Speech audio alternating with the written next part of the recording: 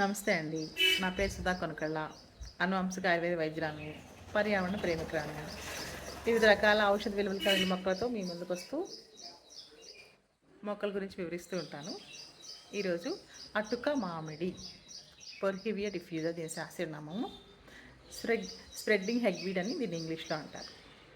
ఇదిగోండి, ఈ మొక్క తీగ జాతికి చెందింది. ఇలా నేల మీద పాకుతూ వెళ్ళిపోతుంది. దీనిలో 2 రకాలు ఉంటాయి. ఇదిగోండి, పువ్వు ఏ కలర్ అయినా పర్వాలేదు, దాని యొక్క గుణం ఒకటే ఉంటుంది దాదాపు. ఇదిగోండి, పువ్వు ఈ కలర్లో ఉంటుంది. ఔషధ విలువలు అదే విధంగా ఉంటాయి. దీనిలో తెలుపు రంగు కూడా ఉంటుంది. వేరు ఇలా పడుగ్గా చాలా భూమిలో చొచ్చుకుపోయి ఉంటుంది. ఇదంతా వేరే కొమ్మ కాదు. ఈ మొక్క పునరుద్ధరిస్తుంది. పునర్నవ అంటే తిరిగి జీవితాన్ని పునరుద్ధరిస్తుంది. నవ అంటే కొత్త దిక్కు, తిరిగి జీవితాన్ని ప్రసాదిస్తుంది. కాబట్టి దీని పునర్నవ అని కూడా అంటారు. అయితే ముఖ్యంగా ఏ వ్యాధులకి పనిచేస్తుంది అంటే లివరు, కాలేయము, కిడ్నీ, మూత్రపిండాలకు సంబంధించిన వ్యాధుల్లో మనల్ని కాపాడుతుంది. అంటే డ్యూ టు డెత్ కేసు, మరణాంతం వరకు వచ్చిన కేసుని కూడా ఇది సేవ్ చేస్తుంది. కాబట్టి దీన్ని పునర్నవ అని అనేది. మొక్క ఏ విధంగా ఉంటుందో మీకు చూపిస్తున్నాను. అంటే మీరు ఐడెంటిఫై చేయాలి కదా. ఎలా వాడాలి? ఇప్పుడు లివర్ మొత్తం పాడైపోయిందండి, ఏమీ హోప్ లేదన్నారు కేసు అని చెప్పేసి చెప్తామంటే నేను మీకు ఒక చిన్న చిట్కా చెప్తాను, చూడండి. లివర్ డిసీజ్ ఉన్న వాళ్ళది నిలబెట్టి ఇక్కడ నుంచి వాళ్ళ బొటన వేలు వరకు ఒక దారం తీసుకోండి. దారాన్ని కొలవండి. కరెక్ట్గా బొటన వేలకు వచ్చిన తర్వాత దారాన్ని కట్ చేసి, వేరు ఉంది కదా, ఇదిగోండి వేరు, ఈ వేరుని చిన్న చిన్న ముక్కలుగా చేయండి. నిలువుగా చీల్చవచ్చు. కొంచెం లావుగా ఉన్న వేరు అయితే, బలంగా ఉన్న మొక్క అయితే వేరు లావుగా ఉంటే నిలువుగా చీల్చవచ్చు. చీల్చుకొని ఈ దారాన్ని 3 లేదా 5 పేటలు వేసి చక్కగా మాల కట్టండి. దీన్ని వేరు మీరు చిన్న చిన్న మొక్కలు, ఇంత మొక్కలు చేసుకోవచ్చు. ఇంత మొక్కలు మాల కట్టి పేషెంట్ మెల్ల వేయండి. అలానే కొన్ని వేర్లు తీసి తల కింద కూడా పెట్టాలి. కానీ ఈ మాల కట్టే ముందు రూల్ ఏమిటి అని అంటే, ఆ వేరుని పసుపు నీళ్ళల్లో వేసి శుద్ధి చేసుకోవాలి. శుద్ధి ఎలా చేసుకోవాలి అంటే నీళ్ళలో ముంచి తీయండి, అంతే సరిపోతుంది.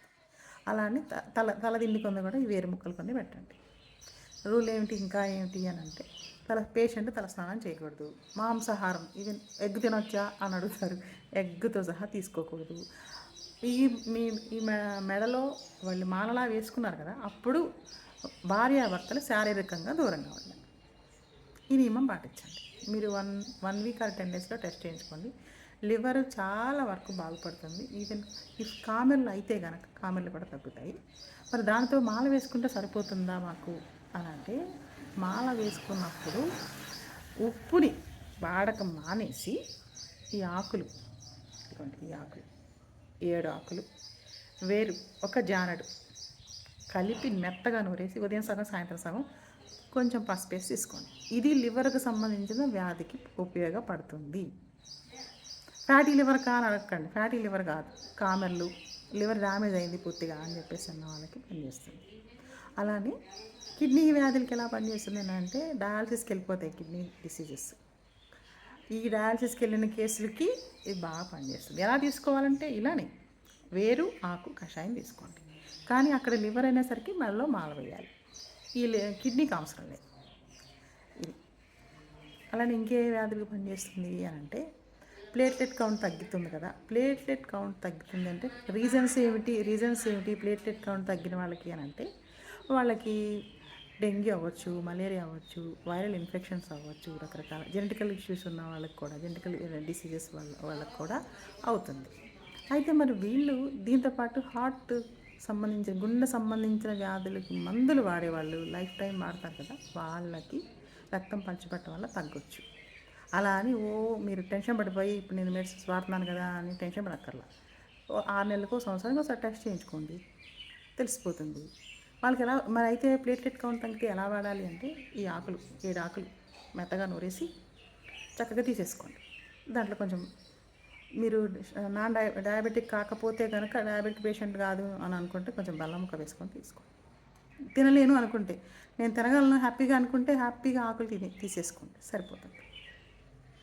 దీంతోపాటు తేలు పాము కరిచినప్పుడు, కాటు వేసినప్పుడు హాస్పిటల్కి వెళ్ళేలోపు గుర్తుంచుకోండి, హాస్పిటల్కి వెళ్ళేలోపు ఈ వేరు, ఓన్లీ వేరే ఆకులు అవసరం లేదు, ఈ వేరు ఒక 2 జానలు కానీ తీసేసుకొని మెత్తగా నూరేసి పేషెంట్ బుగ్గను పెట్టేసండి.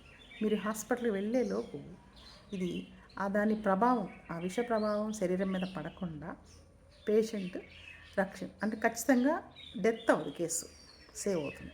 ఇది అందుకనే దీన్ని పునర్నవ అనేది. అటక మామిడి పునర్నవ. ఇవ్వండి మొక్క ఎలా ఉంటుంది. మొక్కలు కనపడితే మీరు ఇది పిచ్చి మొక్క అనేసి ఖచ్చితంగా పీకేసి పడేస్తూ ఉంటారు. నా చిన్నప్పుడు మా అమ్మమ్మ వాళ్ళ ఇంట్లో ఈ ఆకులు పప్పులో వేసి వండేవారు. అమ్మమ్మ కూర వండేవాళ్ళు, చాలా రుచిగా ఉంటుంది. దీని వేరు కూడా చాలా అద్భుతమైన సువాసన కలిగి ఉంటుంది. ప్లేట్లెట్ కౌంట్ పెంచుతుంది. అంటే ప్లేట్లెట్ కౌంట్ మామూలుగా వీట్ గ్రాస్ వాడతారు, పచ్చిబొప్పాయి కూర తింటారు, లేదా క్యారెట్ తీసుకుంటారు, బీట్రూట్ తీసుకుంటారు, దానిమ్మ తీసుకుంటారు. వీటితో పాటుగా వీటన్నిటికంటే ముందు ప్లేస్ దీనికి ఇస్తారు. అంత అద్భుతంగా పనిచేస్తుంది అటక మామిడి. అందుకని ఈ పిచ్చి మొక్కని పీకేయకుండా మొక్క కనపడితే మీరు మొక్కలు వేయండి, పర్యావరణం కాపాడండి ప్రతిసారి చెప్తున్నాను. మొక్కలు రకరకాల కారణాలతో నరకేయకండి. కనీసం మనకి ఏదైనా ఉపయోగపడుతుందేమో అని చెప్పేసి మీరు ఇలా అయినా ఉంచండి మొక్కలు, పిచ్చి మొక్కలే పీకండి. ఇది ఇప్పుడు ఇఫ్ ఎనీ ఎమర్జెన్సీ అంటే అంత డెత్ కేసులు కూడా ఇది సేవ్ చేస్తుంది కదా, మనకి అంత బాగా పనిచేస్తుంది కదా. కిడ్నీ వాటర్, కాళ్ళ నిండా వాటర్, మొత్తం కదపలేని స్థితిలో కాళ్ళు ఉంటాయి, కిడ్నీ పని చేయట్లేదు సరిగా అని వాటర్ ఫామ్ అయిపోయింది. ఈ ఆకు కషాయం ఇచ్చేసేయండి 2 పూట్ల. మీకు మొక్కలు పీకేస్తే పోతుందేమో అనుకుంటే, ఒకటే మొక్క దొరికింది అనుకుంటే పీకకుండా ఆకు కషాయం ఇవ్వండి, సరిపోతుంది.